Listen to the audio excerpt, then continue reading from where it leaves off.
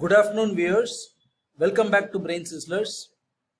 I once again extend a very warm welcome to the entire student fraternity. So now let's get back to the video. It's a continuation of simple interest series of videos, and particularly in this video நம்ம என்ன பார்க்க போறோம்னா repayment in equal installments last video ல பார்த்தோம். அதை வந்து ஒரு சிம்பிளிஃபைடா இந்த x y இந்த மாதிரி வேரியபிள்லாம் இல்லாம ஒரு practical understanding ஓட பார்க்கிறதுக்காக தான் இந்த video. Okay, so let's get started. So today is 20.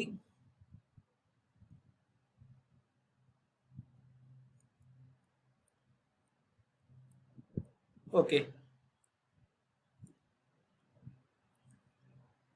so simple interest, repayment in equal installments. So கடைசியாக நம்ம பார்த்த ஜெனரிக் ஃபார்முலாவில் ஒரு ஸ்லைட் மாடிஃபிகேஷன், ஆக்சுவலாக அது ஒரு சின்ன ஃப்ளா இருந்துச்சு. So we will correct it and then will get started. So நம்ம லாஸ்ட் வீடியோவில் என்ன பார்த்தோம்? எக்ஸ்ன்றது x denoted the equal instalment, yearly equal instalments. So that was given by a divided by a is nothing but the amount divided by number of years plus r by 100 times n into n minus 1 whole divided by 2. இதில் நம்ம வந்து கூட இங்கே ஒரு n ஒரு multiplication term போடணும். that should not be there ideally. the variables juggle பண்ணும்போது there was one small flaw, but this is the original exact formula.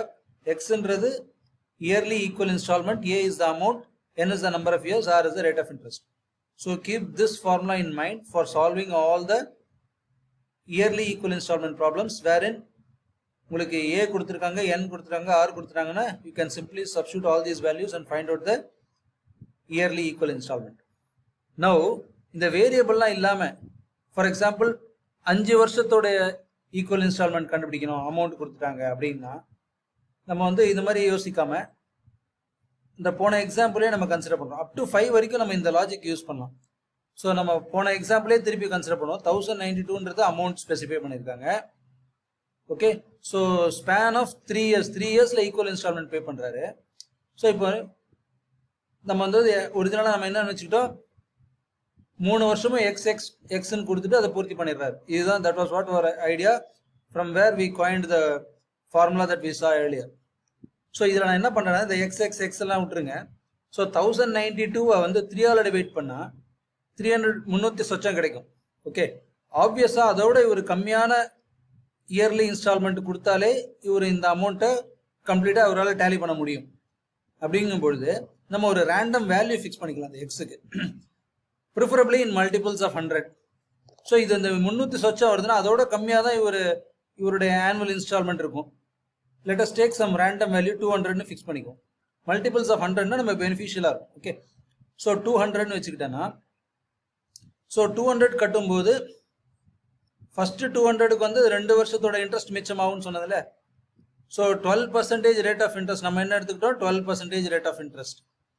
Okay, 200ல் 12% எவ்வளோ?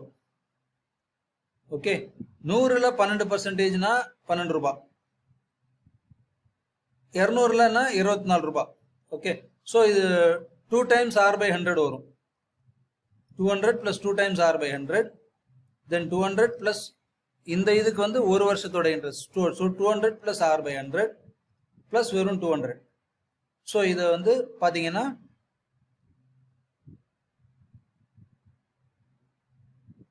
இங்கே நம்ம ஏற்கனவே சொல்லிட்டோம்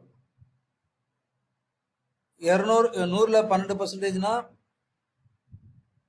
12 ரூபாய், 200க்குனா 24 ரூபாய், பட் 2 times தட்னா 48 ரூபாய்.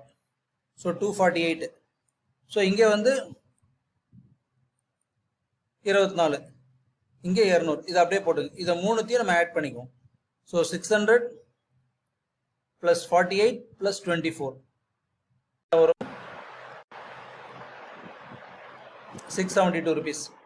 ஓகே, ஸோ இப்போ வந்து நம்ம ஒன்றும் இல்லை, டிபி லாஜிக் யூஸ் பண்ண போகிறோம். ஸோ 200 நான் வந்து இயர்லி இன்ஸ்டால்மெண்ட்டாக வச்சுக்கிட்டேன்னா எனக்கு கிடைக்கக்கூடிய அமௌண்ட்டு நான் ஃபுல்ஃபில் பண்ண வேண்டிய அமௌண்ட்டு நான் ரீபே பண்ண வேண்டிய அமௌண்ட்டுடைய எண்ணிக்கை 672 இருக்குது. Simple logic. ஸோ 200க்கு இட் இஸ் 672. ஸோ ரிவர்ஸ் டைரக்ஷனில் யோசிப்போம். ஃபார் 672 அமௌண்ட்டாக இருந்துச்சுன்னா என்னோட இயர்லி இன்ஸ்டால்மெண்ட் 200. ஸோ 1092 என்னோட அமௌண்ட்டாக இருக்குது. அப்போ என்னோட இயர்லி இன்ஸ்டால்மெண்ட் என்னவா இருக்கும்? DP logic, direct proportion logic. So 1092 into 200 by 672. Simplify பண்ணுங்க. So 109200 by 336 which will give 325 rupees. So இது வந்து ஒரு pure practical approach devoid of any variables. So variables எல்லாமே நம்ம போடலாம். ஒன்லி திங் நம்ம எடுக்கிற வேல்யூ வந்து அந்த ட்ரிபிள் இன்ஸ்டால்மெண்ட்டோ 4 இன்ஸ்டால்மெண்ட்டோ அதோடைய நியூமரிக்கல் வேல்யூவோட நம்ம சின்ன நம்பராகவே எக்ஸாம்பிள் எடுத்துட்டோம்னா it will be far more convenient for us. Okay, so this is one of the apt approaches for finding yearly installments, yearly equal instalments. So இதுக்கப்புறம் we are going to frame one typical formula based on a specific scenario. Question டைரக்டாக போயிடலாம். Okay, இதுவும் repayment தான், but இதில் வந்து வேற data கொடுத்துருக்காங்க, வேற கேட்டிருக்காங்க. ஓகே, ஃபார் எக்ஸாம்பிள் பிரின்சிபல் கொடுத்துட்டாங்க 9000 rupees பிரின்சிபல் 10 ஈக்குவல் இன்ஸ்டால்மெண்ட்ஸில் பே பண்ண போகிறாங்க. 10 equal instalments monthly. 10 equal installments monthly, not yearly. This has to be borne in mind. அதுக்கப்புறம் அமௌண்ட்டும் நமக்கு தெரியாது, வேற எந்த டேட்டாவும் நமக்கு கொடுக்கல. ஆனால் இந்த ஈக்குவல் இன்ஸ்டால்மெண்ட்டோட வேல்யூ, மந்த்லி ஈக்குவல் இன்ஸ்டால்மெண்ட்டோட வேல்யூ மட்டும் கொடுத்துட்டாங்க. மந்த்லி ஈக்குவல் இன்ஸ்டால்மெண்ட்டோட value that has been given and that is nothing but 1000 rupees. So இப்போ நம்ம கண்டுபிடிக்க வேண்டியது என்னன்னா rate of interest. What is R? இது வந்து ஒரு பெக்யூலியர் கொஸ்டின். பாருங்க, பிரின்சிபல் கொடுத்துட்டாங்க, 10 equal installments, 10 equal monthly installments கொடுத்துட்டாங்க. எவ்ரி மந்த்லி இன்ஸ்டால்மெண்ட் 1000 ரூபாய். ஒருத்தட்ட 9000 ரூபாய் கடன் வாங்குறாரு, எவ்ரி மந்த் 1000 ரூபாய் கொடுத்து 10 மாசமா கட்டி கம்ப்ளீட் பைசல் பண்ணிடுறாரு. 10 மாசமா 1000 ரூபாய் கொடுத்துட்டு பைசல் பண்ணிடுறாரு. ரேட் ஆஃப் இன்ட்ரெஸ்ட் என்னவா இருக்கும்? This is a very very typical question. இதுக்கு நம்ம ஜெனரல் ஃபார்மேட்ல போட்டுட்டு இதுக்கு ஒரு ஃபார்முலா டிரைவ் பண்ணுவோம். that will be far more fruitful. பாத்தீங்கன்னா இப்போ நம்ம போன சம்ம போட்ட அந்த லாஜிக்கை நம்ம ஸ்ட்ராங்காக யூஸ் பண்ணிக்குவோங்க. ஓகே, ஸோ பேசிக்கலி என்ன, பிரின்சிபல் அமௌண்ட் எவ்வளோ? 9000 ப்ளஸ் எஸ்ஐ ஃபார் 9000. கரெக்டா? For 10 months. ஸோ இது ரெண்டு put together will give us the original amount that he has to repay. இதை எதோட நம்ம ஈக்குவேட் பண்ணலாம்? நம்ம போன சம்மு பார்த்த அந்த லாஜிக்கை யூஸ் பண்ணுவோம். ரீபேமெண்ட் இன் ஈக்குவல் இன்ஸ்டால்மெண்ட்ல இந்த ஃபார்முலாக்கு வாங்க, அதர்வைஸ் இதை கூட நீங்க பாருங்க, எக்ஸ் இந்த அமௌண்ட் வந்து 3 தடவை கொடுக்குறாரு, ரீபேமெண்ட் பண்ணி பைசல் பண்ணிடுறாருல. So that has to be taken into account. அப்போ இங்க நான் என்ன எழுதுவேன்? அப்போ 10 ரூபாய் 10 மாசம் கட்டுறாரு. ஸோ 10,000 வரும். 10,000 பிளஸ் எஸ்ஐ ஃபார் 1000 ஃபார், இங்க பாருங்க 10 மாசம்ன்றது 10 கட்டம் போட்டிருக்கேன். 1 2 3 4 etcetera up to 10. So first month முடிஞ்ச உடனே கொடுக்குற அந்த இன்ஸ்டால்மெண்ட்டுக்கு அவர் இந்த 9 மாச இன்ட்ரெஸ்ட்டை மிச்சப்படுத்துறாரு. ஸோ இங்கே வந்து நான் 9 போட்டுக்கணும். ஸோ 9, இங்கே 8 மாச இன்ட்ரெஸ்ட்டை மிச்சப்படுத்துறாரு, 7 மாச இன்ட்ரெஸ்ட்டை மிச்சப்படுத்துறாரு, கோஸ் so on and so forth. So SI for 1000 for 1 plus 2 plus 3 etc up to 9. இந்த லாஜிக்கை நம்ம போன வீடியோவில் கடைசியில் at the fag end நம்ம பார்த்தோம். ஓகே, ஸோ இதை வச்சு தான் நம்ம ஆக்சுவலாக ஃபார்முலா கிரியேட் பண்ண போகிறோம்.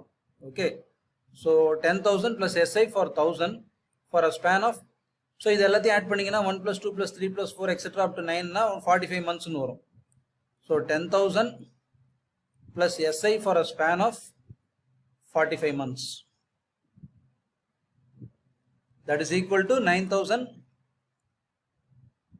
plus SI for 9,000 for a span of 10 months. This SI for 1,000 for a span of SI for 1,000 for a span of 45 months. This SI for 9,000 for a span of 10 months. So இங்க வந்து ஏதாவது ஒரு குவாண்டிட்டியை நம்ம equalise பண்ணணும். That will be far more helpful for us. இப்போ நம்ம என்ன செய்யறோம்னா, இப்போ இந்த 9,000 அப்படியே இருக்கட்டும். இந்த SI for 9,000 பதிலா இங்க வந்து 9,000 இருக்கு. ஸோ குவான்டிட்டி வேரி ஆகுது இல்லையா?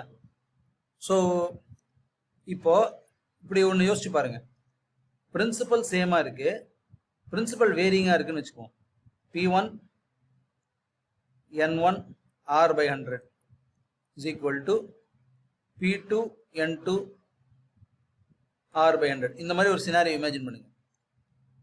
அதாவது எனக்கு ரேட்டு கான்ஸ்டன்ட், ரேட்டை நான் ஃப்ரீஸ் பண்ணிட்டேன்னா எனக்கு இன்ட்ரெஸ்ட் சேமாக இருக்கணும்னா இந்த ரெண்டு ஃபேக்டர் சேமாக இருந்தால் போதும். ஓகே, ஸோ நான் ஆர் கேன்சல் பண்ணிடுவேன், 100 கேன்சல் பண்ணுவேன். P1 N1 is equal to P2 N2. Okay, so இந்த பிரின்சிபலுக்கு இத்தனை வருஷம் இருந்துச்சுன்னா, இவ்வளோ குறிப்பிட்ட சிம்பிள் இன்ட்ரெஸ்ட் வந்துச்சுன்னா, வேற ஒரு பிரின்சிபல் அமௌண்ட்டுக்கு வேற ஒரு நம்பர் ஆஃப் இயர்ஸ் வரும். ஓகே, ஸோ அந்த லாஜிக்கை நான் இங்கே பயன்படுத்துகிறேன். என்னன்னா, இங்கே SI for 9,000 for 10 monthsனாலும் SI for 1,000 for 90 monthsனாலும் ஒன்று தான். என்ன logic? Based on this logic, P1 N1 equal to P2 N2. Okay, இப்போ நான் SI for 9,000 for 10 monthsக்கு பதிலாக SI for 9,000 for 90 monthsன்னு போட்டுறேன். அவ்வளோதான். So 9,000 plus SI for 1,000 for 90 months. That is equal to 10,000 plus SI for 1,000 for 45 months.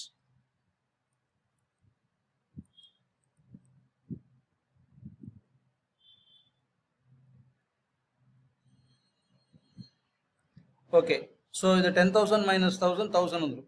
1,000 equal to SI for இது 90 months ஓட SI, இது 45 months ஓட SI, ரெண்டுத்துக்கும் பிரின்சிபல் அமௌண்ட் சேம் தான். So principal amount சேம்ன்றதுனால SI for 1,000 for 45 months என்ற கணக்கு வந்துடும். ஸோ 45 months பிரின்சிபல் அமௌண்ட் 1,000 உடைய 45 months கூடிய SI ஓட வேல்யூ 1,000. ஸோ இதை வச்சு நம்ம ஆரை கண்டுபிடிச்சிடலாம். ஸோ தட் மீன்ஸ் என்ன formula? PNR by 100 is equal to 1,000. P வேல்யூவே 1,000 தான். ஸோ 1,000 into N எவ்வளோ? ஸோ இங்கே தான் ஒரு விஷயம் கவனிக்கணும். நம்ம வந்து 12 monthsக்கு எடுக்க போகும்போது இந்த ஃபார்முலா யூஸ் பண்ணுறோம். ஓகே, பட் நமக்கு 45 months. So 12 monthsக்கு PNR by 100.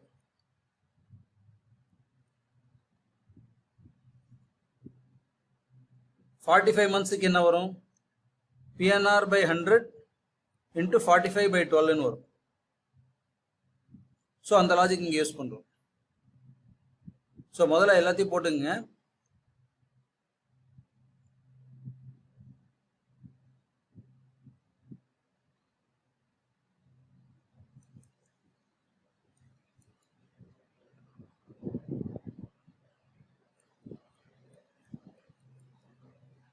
Okay, that is again equal to 1,000. So 1,000 vanish ஆயிடும்.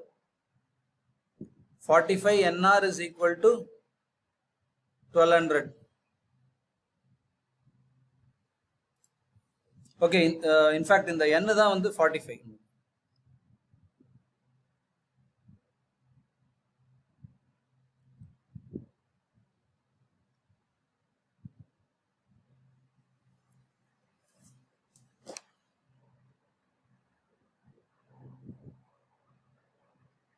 So R value நமக்கு வந்து simplify பண்ணீங்கன்னா what will be the R value?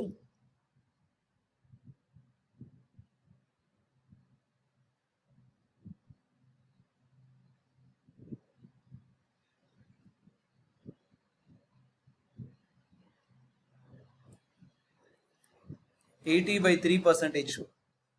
So R is 80/3%. Okay, so இதோடைய perfect derivation வந்து நம்ம next வீடியோவில் பார்க்கலாம். If you like this video, Okay, kindly subscribe.